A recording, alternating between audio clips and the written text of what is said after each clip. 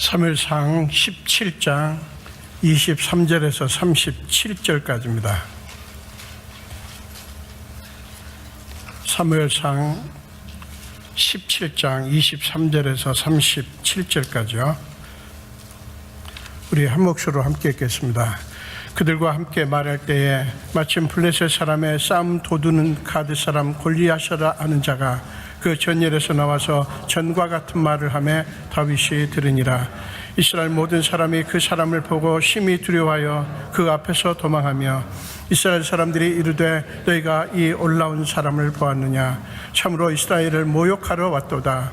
그를 죽이는 사람은 왕이 많은 재물을 부하게 하고 그의 딸을 그에게 주고 그 아버지의 집을 이스라엘 중에서 세금을 면제하게 하시리라. 다윗이 곁에 서 있는 사람들에게 말하여 이르되 이 블레셋 사람을 죽여 이스라엘의 치욕을 제거하는 사람에게는 어떠한 대우를 하겠느냐. 이 할례받지 않은 블레셋 사람이 누구이기에 살아계시는 하나님의 군대를 모욕하겠느냐. 백성이 전과 같이 말하여 이르되 그를 죽이는 사람에게는 이러이러하게 하시리라 하니라. 큰 형 엘리압이 다윗이 사람들에게 하는 말을 들은지라. 그가 다윗에게 노를 바라여 이르되 네가 어찌하여 이리로 내려왔느냐. 들에 있는 양들을 누구에게 맡겼느냐. 나는 네 교만과 네 마음의 완악함을 아노니 네가 전쟁을 구경하러 왔도다. 다윗이 이르되 내가 무엇을 하였나이까. 어찌 이유가 없으리이까 하고 돌아서서 다른 사람을 향하여 전과 같이 말하며 백성이 전과 같이 대답하니라. 어떤 사람이 다윗이 한 말을 듣고 그것을 사울에게 전하였으므로 사울이 다윗을 부른지라. 다윗이 사울에게 말하되 그로 말미암아 사람이 낙담하지 말 것이라. 주의 종이 가서 저 블레셋 사람과 싸우리이다 하니 사울이 다윗에게 이르되 네가 가서 저 블레셋 사람과 싸울 수 없으리니 너는 소년이요 그는 어려서부터 용사임이니라. 다윗이 사울에게 말하되 주의 종이 아버지의 양을 지킬 때에 사자나 곰이 와서 양떼에서 새끼를 물어가면 내가 따라가서 그것을 잡고 그 입에서 새끼를 건져내었고 그것이 일어나 나를 해하고자 하면 내가 그 수염을 잡고 그것을 쳐 죽였나이다. 주의 종이 사자와 곰도 쳤은즉 살아계시는 하나님의 군대를 모욕한 이 할례받지 않은 블레셋 사람이리이까. 그가 그 짐승의 하나와 같이 되리이다. 또 다윗이 이르되 여호와께서 나를 사자의 발톱과 곰의 발톱에서 건져내셨은즉 나를 이 블레셋 사람의 손에서도 건져내시리이다. 사울이 다윗에게 이르되 가라. 여호와께서 너와 함께 계시기를 원하노라. 아멘.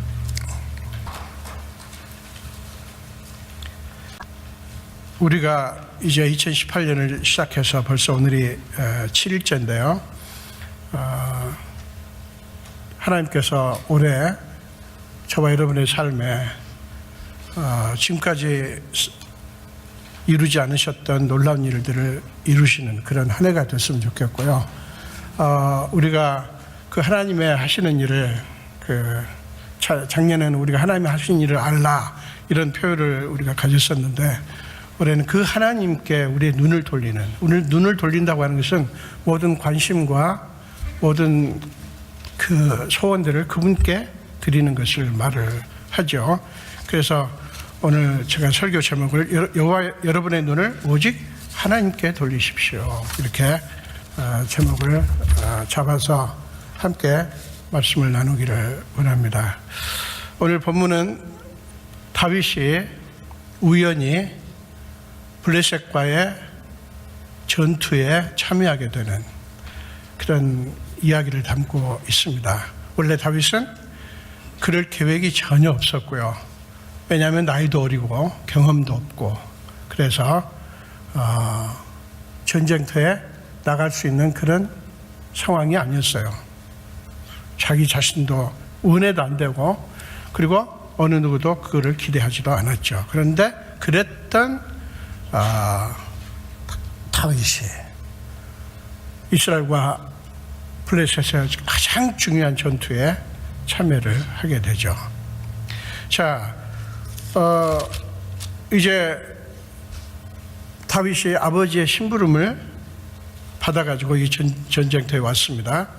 자기 형들한테 이 먹을 것을 전하고 전해달라고 하는 그런 심부름을 17절, 18절에 나오는데요. 너희 형들을 위해서 이 볶은 곡식 한 에바와 떡 10덩이를 가지고 가라. 그 다음에 이 치즈 10덩이를 갖다가 천부장에게 줘라.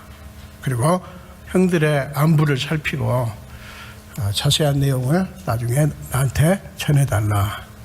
그 자식들을 지금 전쟁터에 보내놓고 지금 이새는 걱정을 하는 거죠. 그래서 제일 막내인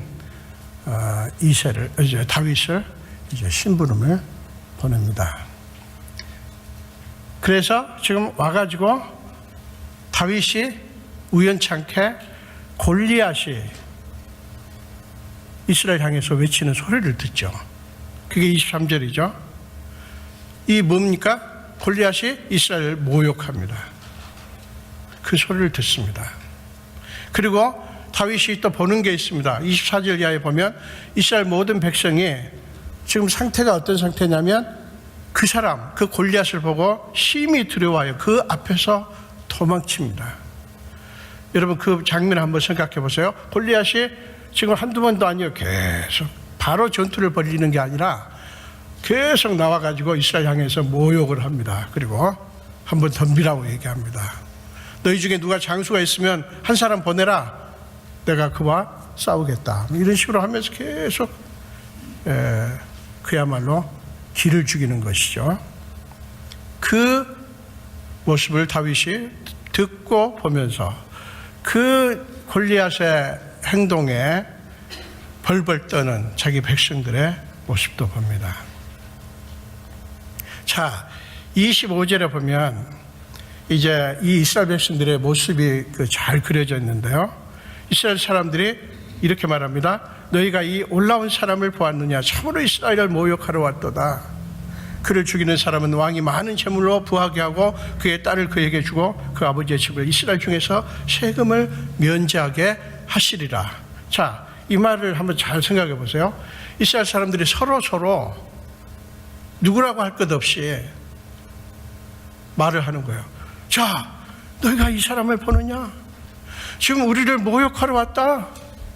근데 왕이 저 사람을 죽이는 자에게는 이런 혜택을 주고 이런 놀라운 은전을 베푼다고 했다.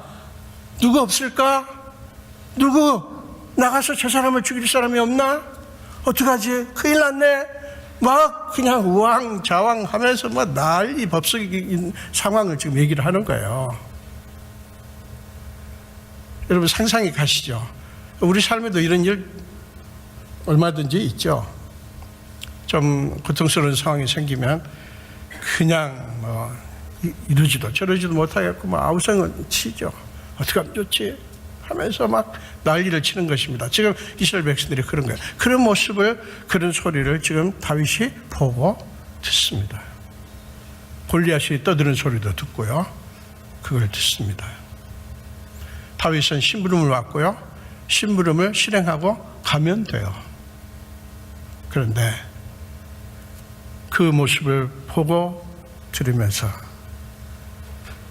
다윗의 마음속에 자각이 일어납니다. 여러분 어떤 자각인지 아세요? 내가 누군가, 그리고 우리 이스라엘 백성이 누군가, 내가 누군가, 이스라엘 백성들이 누군가, 이 자각을 합니다. 다윗도 사람이에요. 똑같아요. 나이가 어릴 뿐. 그러나 지금 자기들을 모욕하는 골리앗 앞에서, 그리고 위용찬란한 블레셋의 그 무력 앞에서 그들은 하지 못하는 것을 다윗은 하고 있어요. 내가 누군가, 우리가 누군가. 사랑 여러분, 여러분은 누구십니까? 여러분은 무엇입니까? 여러분의 존재 의미가 어디에 있습니까? 이 시간에 그것을 또다시 자각하는 시간 됐으면 좋겠어요. 이스라엘 백성들이 왜 이렇게 두려워하고 도망치고 야단 법습니까? 아무런 해결책이 없어요. 이렇게 외치면서 여러분, 얼마나 가련한 외침입니까? 얼마나 가련한 모습입니까? 어느 누구 한 사람 나서서 우리가 어떻게 해보자라고 말하지 않습니다. 내가 어떻게 해보겠다고 말하지 않습니다. 그럴 용기는 없습니다. 아니, 그럴 마음도 없습니다. 단지 이 상황을 견딜 수가 없는 거예요. 이 상황을 어떻게 할 수가 없는 거예요. 우왕좌왕 야단법석 소리 지르고 신음을 하고 단식을 하는 그런 어처구니 없는 모습을 우리가 보게 됩니다. 왜 이 모양이 됐습니까? 여러분, 어느 누가 두려워하기를 원하겠어요? 어느 누가 두려움에 빠지기를 원합니까? 원하지 않습니다. 그런데 우리도 때로는 이런 상황에 직면하지 않습니까? 왜 그럴까요? 여러분, 우리가 누구인지 그에 대한 자각이 제대로 안 돼서 그래요. 그들이 하나님을 믿습니다. 하나님의 백성이라고 하는 것을 압니다. 그러나 그들은 이 상황 앞에서 그 자각을 놓쳐버립니다. 그 하나님을 바라보지 않습니다. 하나님이 지금 이 상황에 아무 관계가 없는 거예요. 이 상황에 하나님이 아무것도 할 수 없는 존재인 것처럼 지금 생각을 하고 행하는 것입니다. 하나님이 아예 관심사 아니에요. 하나님이 아예 마음속에 없습니다. 그런 모습을 지금 다윗은 보면서 생각지 않았던 자각이 일어납니다. 그래가지고 다윗은 이제 이 상황 속에 들어가기 시작합니다. 사람들에게 다시 그 소리를 들었지만 확인을 합니다. 자, 이 블레셋 사람을 죽여 이스라엘의 치욕을 제거하는 사람에게는 어떤 대우를 하겠나 이미 들었어요. 다시 확인하고 싶은 거예요. 그랬더니 백성들이 얘기를 또 해주죠. 그러면서 여러분, 이 다윗이 이 말을 하면서 중요한 언급을 합니다. 이 골리앗에 대해서 다윗이 본 것을 이렇게 얘기를 하죠. 이 할례 받지 않은 블레셋 사람이 누구이기에 살아계시는 하나님의 군대를 모욕하겠느냐. 지금 똑같은 골리앗이에요. 왕도 다른 백성들도 지금 바라보고 있는 골리앗입니다. 그런데 다윗은 그 골리앗을 할례 받지 않은 사람, 살아계시는 하나님의 군대를 모욕하는 자로 보는 것입니다. 전혀 다른 시각이죠. 전혀 다른 모습이죠. 어느 누구도 엄두 내지 못하는 생각을 다윗이 합니다. 다윗이 특별히 인간적으로 뛰어나서요? 아니요. 여러분, 늘 말씀드리죠. 성경에서는 어떤 한 인물을 그 인간 됨됨이 그 사람의 어떤 능력을 부각시키지 않죠. 뭡니까? 그 사람 안에 계신 하나님을 성경은 부각합니다. 다윗이 어려서 뭘 몰라서 하루 강아지가 범을 무서운지를 몰라서 이러는 것일까? 아니에요. 다윗은 명확하게 얘기합니다. 살아계시는 하나님, 즉 우리는 살아계시는 하나님의 백성이다. 우리는 살아계시는 하나님의 군대다 라고 말씀하는 거예요.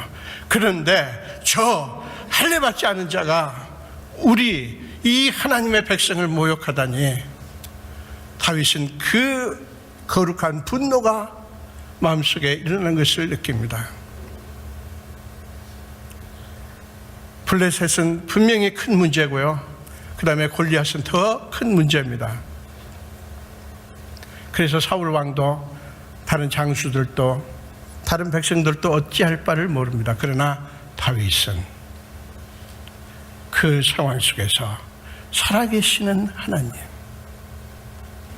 살아계시는 하나님을 인식하고 있습니다. 우리가 예수를 잘 믿다가도요, 신앙생활 잘하면서 하나님 감사합니다, 주님밖에 없습니다 하다가도 위기가 딱 닥치면 그 주님이 어디로 가버립니다. 그분이 우리를 떠나서요? 아니요, 그렇지 않습니다. 우리의 시각이 바뀐 것이죠. 우리 마음이 바뀌는 것이죠. 이유는 간단합니다. 우리도 인간인지라 놀랄 수밖에 없어요. 인간인지라 두려운 상황에 다 부닥치면 두렵게 돼 있어요. 그 자체를 이상하게 여기면 안 돼요. 좀 정죄하지 마세요. 자책하지도 말고. 사람은요, 두려운 수밖에 없는 존재야. 너나 할 것 없어요. 아무리 유명한 정말 담대한 혁명가들도요, 혁명을 일으키는 그 순간은 두렵다고 얘기합니다. 두려웠다는 얘기가 나옵니다. 나폴레옹도 그렇고 수많은 인물들이 다 그랬습니다. 다 두렵습니다. 그러나 그 두려움의 순간에 그 상황 앞에서 우리의 시각이 어디로 가느냐, 우리의 관심이 어디로 가느냐, 우리의 눈길이 어디로 가느냐가 중요한 것이죠. 다윗에게는 그분이 있었어요. 바로 살아계시는 하나님이신 거죠. 여러분, 여러분에게 그런 시각이 있습니까? 다윗은 이 큰 문제 앞에서 살아계신 하나님을 봤고요, 이스라엘 군대, 이스라엘 백성의 모습을 하나님과의 관계에서 보았습니다. 이 자각 굉장히 중요합니다. 자, 그때 백성이 아까 25절에서 말한 얘기를 또 합니다. 그래, 저 장수를 죽이는 자는 이렇게 한다, 그렇게 말합니다. 자, 그랬더니 28절에 큰형 엘리압이, 지금 엘리압은 전쟁터에 나왔습니다. 왜냐하면 나이도 그렇고 자격이 되는 거예요. 충분한 자격이 있습니다. 싸움에 나갈 자격이 있는 존재예요. 그래서 왔어요. 그 엘리압이 여기 보니까 28절에 보니까 다윗이 사람들에게 하는 말을 들었어요. 듣고 냅다 다윗에게 분노를 바랍니다. 네가 어찌하여 이리로 내려왔냐? 들의 양들을 누구한테 맡겼냐? 너는 교만하구나. 네 마음이 완악하구나. 지금 어느 때인데 우리는 사느냐 죽느냐는 시급한 문제 속에 있는데 너는 전쟁 구경이나 하러 왔구나. 냅다 그냥 비난을 하고 정죄를 합니다.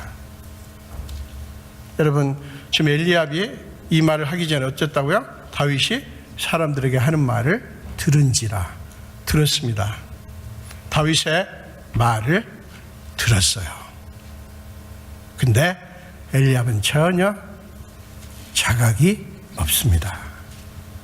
분명히 살아계신 하나님의 군대라고 말을 했는데 여전히 엘리압은 살아계시는 하나님이 아니라 그 상황을 보는 거예요. 그리고 자기 생각에 떠오르는 대로 무자비하게 정죄를 합니다. 사람들이요, 문제 없을 때는 괜찮은데 문제 생기면 누군가 희생양을 삼습니다. 당신 때문에 그런 일이 벌어졌다고, 내가 그럴 줄 알았다고. 여러분, 그리스도인들은 그런 얘기 하지 맙시다. 저는 한 번도 안 했기 때문에 이 말 하는 게 아니에요. 저도 원망 많이 해봤어요. 탓 많이 해봤어요. 정말 비성경적이고 비신앙적인 것이더라고요.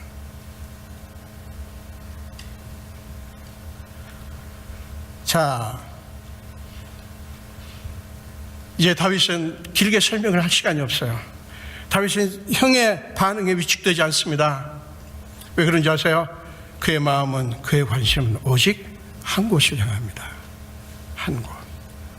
살아계신 하나님, 살아 역사하신 하나님, 그분에게 향합니다. 여러분, 우리가 살아가는 삶 속에서 여러분, 수도 없는 수많은 일들이 우리 속에 일어납니다. 우리를 향해서 많은 비난과 몰이의 언어가 마구 폭탄처럼 쏟아집니다. 여러분, 그런 말과 그런 몸짓에 우리는 상처받습니다. 안 그래도 죽겠는데, 안 그래도 힘든데 그냥 쏟아냅니다. 내가 그럴 줄 알았다니까. 왜 그렇게 제천에 화재가 난 줄 알아? 거기 말이야, 불타 죽은 사람들 그거 예수 안 믿어서 그래, 혹은 예수 믿었는데 어째서 그래, 이딴 소리 했었고요. 무슨 세월호가 물속에 가라앉은 게 어째서 그렇고 저째서 그렇고, 하나님이 심판했다는 둥, 하나님이 불을 내렸다는 둥, 말도 안 되는 소리를 그리스도인들이 하고 앉아 있어요. 세상에. 여러분, 이게 이렇습니다. 우리가 신앙적인 말을 하고 믿음의 말을 할 때요, 여러분, 참 형제님, 자매님 참 훌륭하신 생각 같습니다. 좀 도전이 됩니다 라고 말하는 소리도 덜어 있죠. 근데 더 많은 소리가 사실은, 에이, 당신은 상식적이지 못해. 당신은 좀 세상 물정을 너무 모르는군. 지금 상황이 어떤 건데 그딴 소리나 하고. 여러분, 거기에 왜 사람들이 화가 나고 상처받습니까? 여러분, 우리의 눈이 뭔가 그런 소리에, 그런 어떤 몸짓에 우리 눈길이 바뀌어져서 그래요. 여러분, 다윗처럼 한 곳만 향합시다. 어디요? 하나님이요. 예수 그리스도. 그분에게만 향하자고요.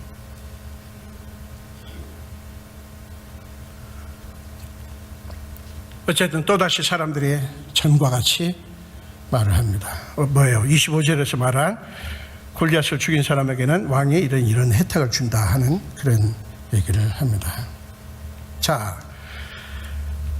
형도 이해를 못 해주고 다른 백성들도 다 다윗이 하는 말을 말도 안 되는 소리라고 치부하는 것 같았는데, 여러분 30절에 보니까요, 31절에 보니까 거기에 다윗이 하는 말에 믿음으로 반응한 한 사람, 이름 없는 어떤 사람이 있었어요.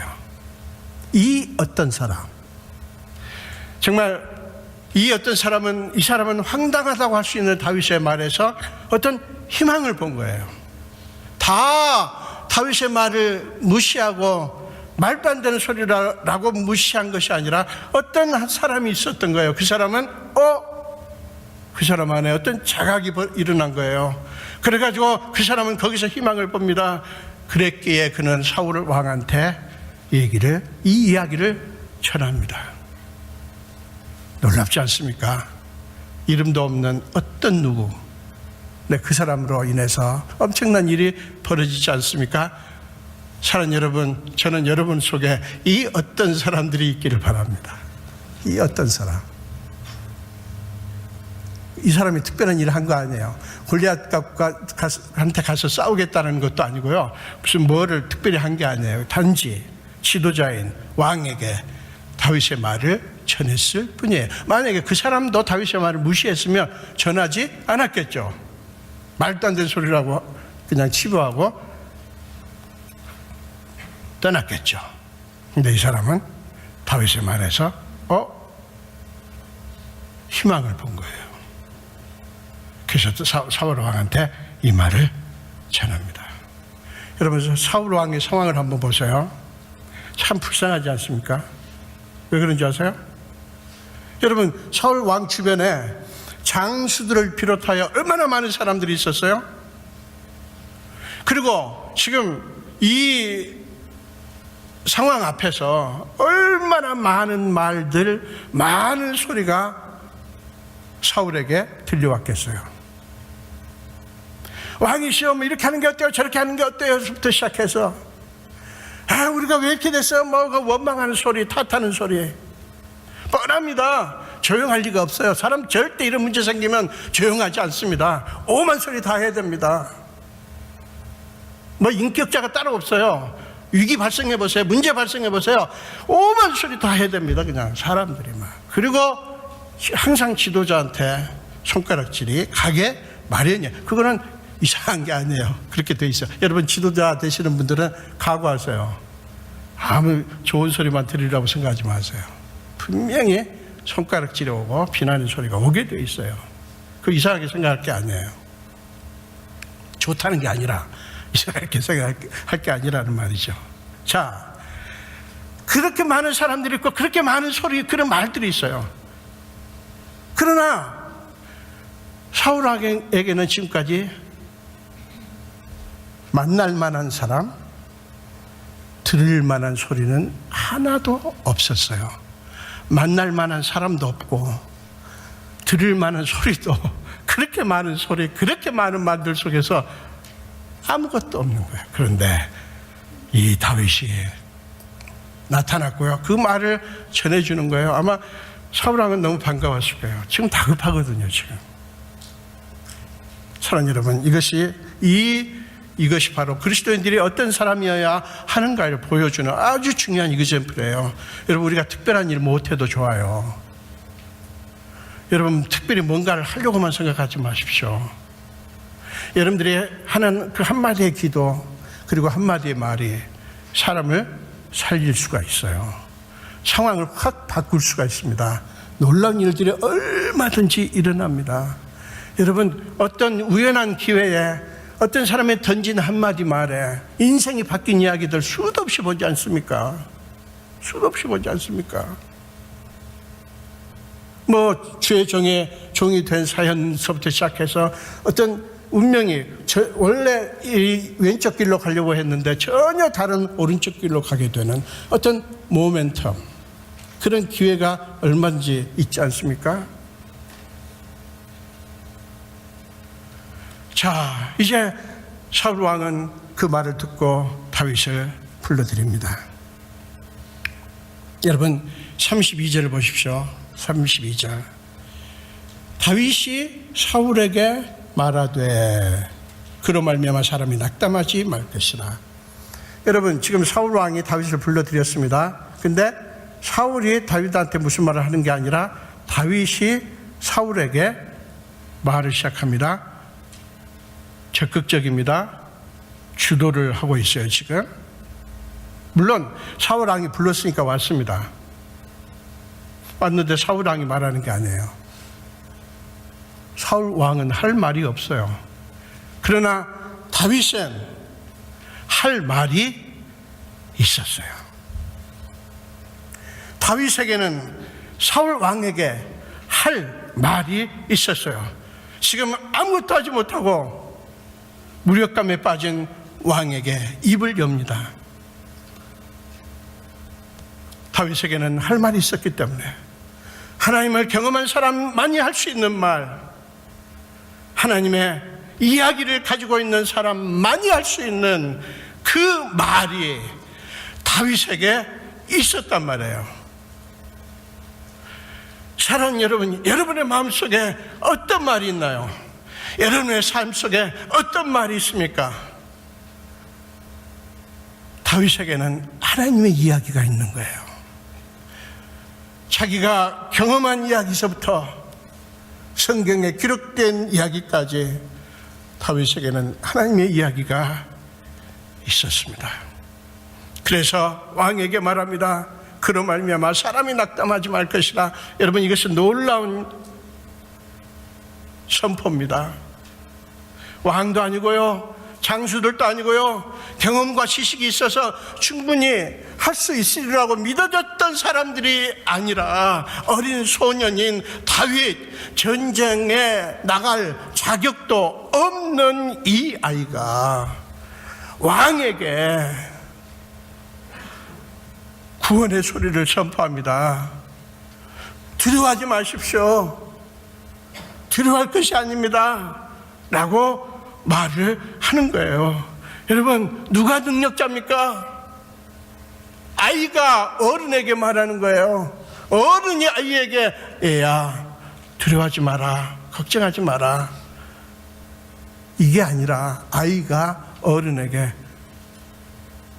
이름 없는 아이가 어른에게 그 사람을 인해서 두려워할 것 없어요 라고 말하는 거예요. 여러분, 누가 능력자냐고요? 놀랍지 않습니까?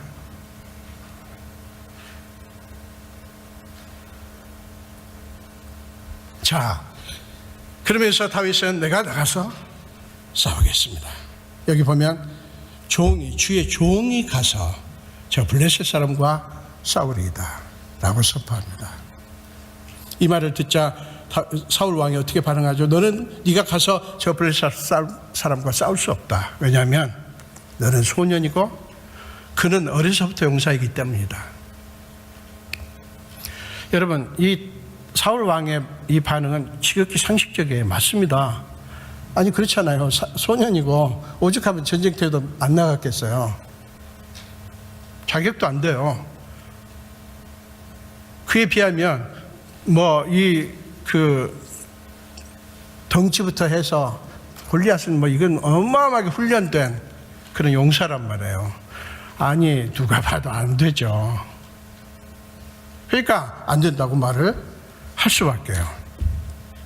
사울 왕이 왜 이렇게 됐습니까? 왜 이렇게 합니까? 여러분, 그의 마음속에 하나님이 없기 때문이에요. 하나님의 능력, 과거에 자기도 하나님의 능력을 경험했거든요. 사울 왕이 지금 블레셋과 처음 싸우는 것도 아니고요. 전에 한번 왕이 되자마자 블레셋과 싸워가지고 대승을 거둔 경험이 있습니다. 사울 왕에게. 근데 왜 이렇게 돼버렸어요? 그 하나님이 없어져 버리고 만 거예요. 아니, 하나님이 사라지신 게 아니라 그가 하나님을 버린 거죠. 전혀 하나님의 역사하심을 사울 왕은 고려하지 않았기 때문에 이렇게 반응할 수밖에요. 그 소리를 듣고 다윗이 어떻게 합니까? 34절부터 사실은요, 다윗이 사울 왕을 설득합니다. 설득. 이 34절부터 37절까지 굉장히 중요한 구절이죠. 뭐라고 합니까? 먼저는 34절에서 자기가 목동으로서 자기가 일상 삶에서 경험한 얘기를 합니다. 내가요, 양을 치는데 때로는 사자나 곰이 양떼 중에서 새끼를 물어갑니다. 그러면 제가 따라가서 그것을 치고 입에서 그 새끼를 건져내곤 했지요. 일어나서 나를 해하고자 하면 내가 그 수염을 잡고 그것을 쳐주겠습니다. 여기까지 말하면 되게 자기 자랑하는 것 같고 아주 건방진 모습이죠. 근데 거기서 끝나지 않습니다. 주의 종이 사자와 곰도 쳤은즉 살아계신 하나님의 군대, 다시 살아계신 하나님을 언급합니다. 군대를 모욕하는 이 할례받지 않은 블레셋 사람이겠습니까? 그가 누가 됐든 간에 그도 그 짐승의 하나와 같이 될 것입니다. 다윗은 과거의 경험 속에서 그것을 선포합니다. 그러면서 여호와께서 나를 사자와 발톱의 손에서 건져내셨은지, 여호와께서 나를 사자의 발톱과 곰의 발톱에서 건져내셨다라고 말합니다. 자기가 잘 싸워서 자기 힘으로 했다고 하는 것이 아니라 그는 결국에는 이 배후에 하나님이 계셨고 하나님께서 그렇게 하셨다 라고 선포합니다. 그렇게 했기 때문에 나를 이 블레셋 사람의 손에서도 건져내실 줄을 믿습니다. 그는 과거의 경험 속에서 현재의 하나님의 역사를 바라봅니다. 여러분, 예수 믿는 저와 여러분에게는 여러분들이 경험 안 했어도요, 성경에 수많은 이야기들이 있습니다. 수많은 이야기들이 있어요. 저와 여러분에게 보여주시는 거예요. 내가 이런 존재다. 나와 너희의 관계는 이렇다. 너는 내 것이다. 이사야서 43장 1절에 말하듯이 너는 내 것이다. 내가 너희를 지킬 것이다. 내가 너희를 타작마당의 기회같이 할 것이다. 하나님은 수도 없이 이야기들을 통해서 혹은 어떤 교훈적인 말씀을 통해서 우리에게 말씀하셨어요. 그런데 그 말씀들이 우리한테 어떤 역할을 하고 있나요? 여러분, 일상 삶 속에서 그 말씀들이, 그 하나님이 여러분에게 어떤 역할을 합니까? 여러분, 저는요 17살 때부터 예수 믿기 시작해서 지금 50년을 믿습니다. 50년 믿었다고 자랑하는 게 아니에요. 그게 무슨 대수냐고요. 제가 목사면 그게 무슨 그렇게 중요해요. 저는 지금까지 신앙생활 하면서 교회 이 교회 저 교회 수도 없이 다니면서 너무나 많이 봤어요. 너무나 종교인들을 많이 봤어요. 어쩌면 그렇게 성경에 박식한지, 성경 지식에. 그런데 그들의 모습에서 저는 너무나 실망했어요. 식상한 게 한두 가지가 아니에요. 너무 종교성이 넘치는 사람들. 금식기도 하지, 새벽기도 빠지지 않지, 모든 예배에 빠지지 않지. 어쩌면 그렇게 아름다운 신앙의 모습인지요. 그러나 그들 중에 더러는 그들의 상황과 하나님은 아무 관계가 없더라고요. 그들의 상황뿐만 아니라 지금 이 세상의 상황과 하나님이 아무 관계가 없더라고요. 만약에 하나님이 그들을 생각 같으시면 여러분 우리 예수 믿을 필요 없을 것 같아요. 왜냐하면 우리가 아무것도 할 수가 없기 때문에. 사랑 여러분, 다윗은 무슨 특별한 뭐가 있어서가 아니에요. 그 안에 하나님을 향한 열정이 있습니다. 하나님을 향한 감동이 있고요, 감사가 있고요. 그 하나님의 이야기가 자기 안에서 살아 움직입니다. 다윗은 그 자기 안에서 살아 꿈틀대는 하나님의 이야기, 하나님의 영의 감동이 그에게 있습니다. 그래서 그는 말합니다. 그도 골리앗이 왜 무섭게 보이지 않겠어요? 그러나 그는 그보다 하나님을 바라본 것이죠. 그의 눈을 하나님께 돌린 것이죠. 그 암울한 상황에서 하나님께 눈을 돌린 것이죠. 여러분, 우리가 이것만 되면 됩니다. 오늘 2018년 한 해 저와 여러분에게 이것만 되면 된다고 믿습니다. 여러분, 다른 거 특별히 못해도 좋아요. 여러분, 안 하셔도 좋습니다. 사실은요, 저는 늘 말씀드리지만 교회가 일꾼들이 있어야 교회가 돌아가기 때문에, 일꾼들이 있어야 돌아가기 때문에 여러분들의 섬김이 필요하고 그렇습니다. 근데 저는요, 사실은요, 그냥 예배만 드릴 수 있으면 된다고 봐요. 오늘 성찬식도 못할 뻔했어요. 그래서 예배 부장님한테는 어제 저녁에 그러면 셋째 주로 연기합시다 그랬어요.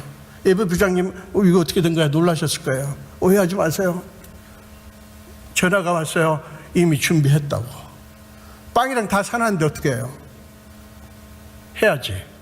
그래서 하게 됐어요. 사랑하는 여러분, 올해 여러분들 삶에 편안한 일이 있기를 바랍니다만은, 여러분 혹시 문제가 생길 때, 여러분 사람은요 본능적으로 문제만 자꾸 보게 됩니다. 그러면 문제가 점점 커져요. 눈덩이처럼 커집니다. 여러분, 눈을 들어서 오직 여호와 하나님, 여러분의 눈을, 여러분의 관심을 그리로 돌리십시오. 이것만이 살 길이고 이것만이 승리의 길이에요. 실제적으로 믿읍시다. 이제 모양 내기 하지 말고요. 이제 여러분 질리지 않으셨습니까? 믿는 척하는 거 그러지 맙시다. 그냥 솔직합시다. 무서우면 무섭다고 하고 슬프면 슬프다고 하고 그냥 그럽시다. 우리 다 똑같습니다. 목사는 안 무서운 줄 압니까? 여러분, 저도 무서운 게 많습니다. 저도 골머리 아픈 문제가 있고요. 정말 그거 바라보면 길이 없어요. 길이 안 보여요. 얼른 눈을 듭니다. 하나님. 며칠 전에도 제가 서점에 앉아서 저에게 있는 문제를 생각할 때 가슴이 답답하고 어디로 도망치고 싶고 숨어버리고 싶고 미치겠더라고요. 답답한지 눈을 들어서 주여 할 수밖에 없었어요. 그때 밀려오는 그 위로와 그 밀려오는 감동을 지금도 잊을 수가 없습니다. 사랑하는 여러분, 2018년 무슨 일이 여러분에게 닥칠지 잘 모르겠습니다. 어줍지 않게 이번에 하나님이 여러분에게 함께 하시니까 고통스러운 일 없을 것이고 문제 없을 것이라고 말하지 않겠습니다. 그러기를 바라지만 사랑하는 여러분, no matter what, 무슨 일이 있든 오직 여러분의 눈을 우리 주님께만 돌리십시오. 그분은 그저 그런 분이 아니에요. 형이사각적인 종교적인 분이 아니에요. 이론적인 분도 아니고요. 지극히 살아 역사하시는, 정말 지금도 살아서 막 역사하시는 분이에요. 그분을 바라보시는, 그분께 눈을 들어 모든 관심. 여러분, 아까 다윗이 그랬잖아요. 형들의 비난도 사람들의 몰리에도 자기는 심부름을 하러 왔을 뿐인데 그의 마음은, 그의 관심은 한 곳으로만 갑니다. 저 여러분의 눈길이 주님께만 가기를 바랍니다. 이런 축복이 올 한 해 동안에 여러분에 있어지기를 간절히 축원드립니다.